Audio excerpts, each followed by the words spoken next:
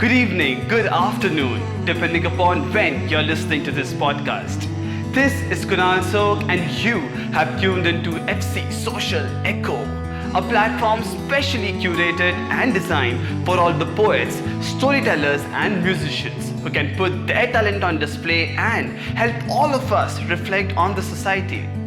This podcast is brought to you by Frowning a theatre production and a YouTube channel which, if you have not checked yet, please do go ahead and check it out, and do not forget to like, share and subscribe. Alright, without wasting any more time, let's get started with today's podcast. Hey guys, how are you doing? Welcome to yet another episode of Social Echo. This is Kunal Zog, and today we are going to talk about gender theory and how it impacts humans, not only psychologically but also physically and emotionally. Gender theory is a theory that we the humans have created, which we use to draw a difference between male and female, which we also unfortunately use to discriminate people on day-to-day basis. If a girl wants to take arts, you would let her because she doesn't really need to take education that seriously. Because at the end, her job is to get married, right? Whereas if a boy wants to take arts, how dare he? He's born with the duty of becoming an engineer or a doctor, and after all, he has to take care of the family. I'm sure robbers and thieves must be preferring to kidnap or steal from a girl because they're supposed to be timid and weak, whereas a guy or a boy is supposed to be strong and muscular. A girl is supposed to wear and like colors like pink, whereas a guy is always supposed to bleed blue. And if, for a change, someone stands against this theory and does something opposite to what he or she was supposed to do, we won't appreciate it. Rather, we would kill that person with embarrassing comments, sexist point of views, and the most common of all, bullying. Not only by the society, by the way, क्योंकि लोगों का तो काम है कहना, but also, wait for it, by their friends and their family. Gender equality is a way to kill this age-old gender theory. And trust me, it's not only limited to pay equality. It's much, much more than that. Let's just listen to this really well-articulated poem by Srishtika, which will be difficult to listen and digest, but unfortunately is the reality for many in this world. This poem is titled, I Wasn't Too Unlucky. It started at conception. The XX chromosome made a lot of decisions. That my mother would have to conceive again for want of a son. That I would be neglected because my mother was under pressure. I was too little to know the mechanisms of gender then. But now that I look back, I wonder if my mother wished she had disappeared. Oh, but well, I wasn't too unlucky, you see. I was born upper middle class, thanks to my grandfathers who worked so hard to not remain farmers, and my father who continued to increase the family fortune. My life was comfortable, except I was touched inappropriately at the age of 4. I didn't know what that meant back then. I just knew I felt bad. He told me we would play a secret game, and being an excited child, I agreed.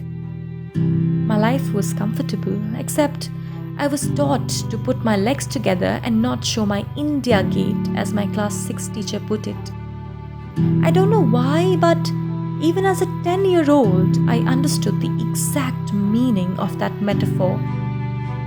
My life was comfortable except for the menstrual cycles that gave me unbearable cramps and migraines. For a long time I thought that this was a secret among women, because I had never heard a word about it being spoken among men. My life was comfortable, except I had to keep up with the beauty standards and be all fair. My mother prepared uptan quite religiously, and of course, it wasn't an option to gain too much weight. Not that my parents said it, but all around I heard that boys liked pretty and thin girls. After all, it was a crushable age. I do not remember much from my childhood. The feelings associated are quite disturbed ones, but I really don't remember events because that's how early my mind had begun its suppression. I do remember being at the hospital when I was 6.5, and my father asking me if I wished for a sister or brother. Before I could reply, he turned and said, "Having a brother would be really fun." And so began the illusion of choices with the birth of my baby brother. Overall, I wasn't too unlucky, you see.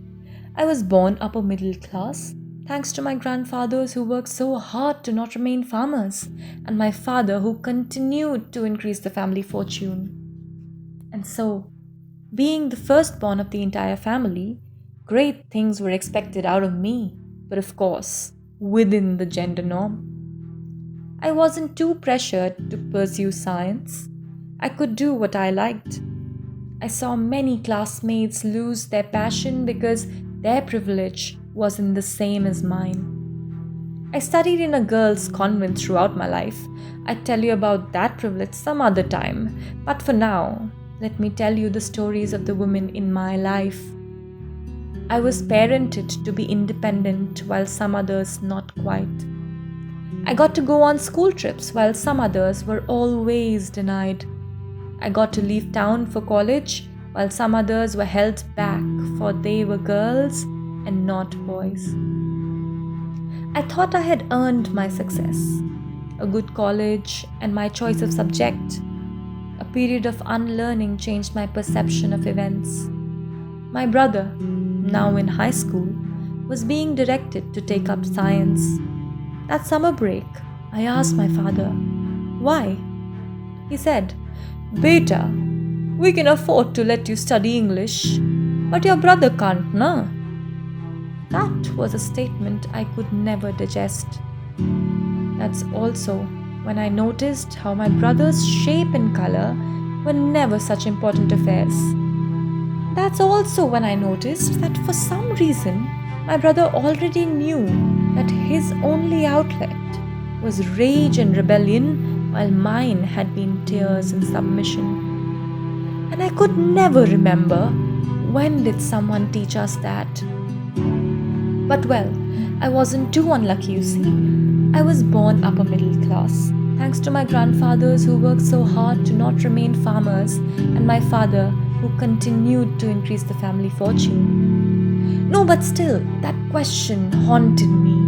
How ingrained was this gender complexity? And on top of it, there were caste and class inequalities. I was reborn that year in college, as if suddenly the world had opened up. I had never known people stood in line for Tatkal on account of my father's railway quotas. I had never known that internet connections didn't come without charge. I was finally able to see the privilege I lived in with such clarity at last. And simultaneously, my gender wrote new stories as well. My campus was full of men who were never taught about consent. Just a handful of females living amidst an ocean of testosterone. Every day was a no to the same person because he didn't understand rejection ever before. Not because they couldn't, but because they were never taught to. Never taught to see women as individuals who could be independent. Never taught to see women at posts above theirs. Never taught that women were humans with the authority to say no, just like them. Never taught because patriarchy was taught to our mothers and grandmothers through generations before them. Let it go. It wasn't really their fault. They couldn't do much, you see. They were under different circumstances and never had the courage to speak. Let it go. They probably thought a savior would come and in a night would change the society. Our mothers were probably just happy to be alive, maybe because their parents decided against infanticide, or maybe because their religion forbid the killing of a child. Whatever it was, they were just happy to be alive. And so, most importantly, they taught their daughters how to survive, save yourself, don't fight, and their sons to be men that they had seen to be in their lives. So, yeah, relatively, of course, I wasn't too unlucky, you see. I was born upper middle class, thanks to my grandfathers who worked so hard to not remain farmers, and my father who continued to increase the family fortune. Now, it's up to me to set things right.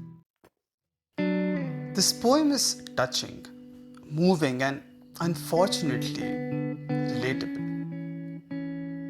It will definitely make you feel uncomfortable and uneasy because all of us have either done something, experienced something, or at least witnessed something in our lives which was quoted in this poem. It's true that what has happened. We cannot change the mindset of millions who have come before us, but we can shape the mindset of millions who are yet to come. Srishtika is doing her bit, and we are doing our bit through this podcast to push the envelope.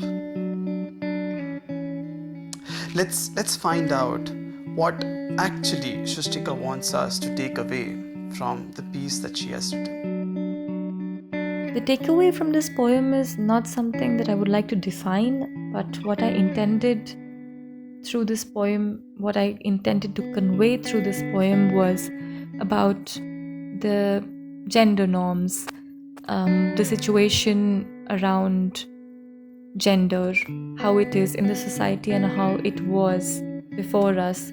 And if you look at it in a way, it's talking about the generations before us and the generation that we are. And it also talks about privilege. So there are multiple factors that I have brought into the poem, the intersection of different social factors that are taken into account. So I guess what the main takeaway or what I intend this poem to be is a reflection on our situation, on the gender norms and what we are doing about them. That's all, I guess. Well, these poems are definitely gonna make me think a lot about a lot of things that are happening in my life. I hope these poems help you reflect on the society and your surroundings as well, because that's the main point of FC Social Echo. With this, we have come to an end. I hope you guys enjoyed it. Please let us know in the comment section below what you think about this podcast. Do not forget to like and share it with your friends and family, and subscribe to our YouTube channel Frowning Clown, because guys, it's free of cost, and plus you'll get amazing podcasts and videos in future. If you want to be part of these podcasts, fill out the Google form attached in the description below. And until next time, keep smiling and let the clown do the frowning. Bye bye.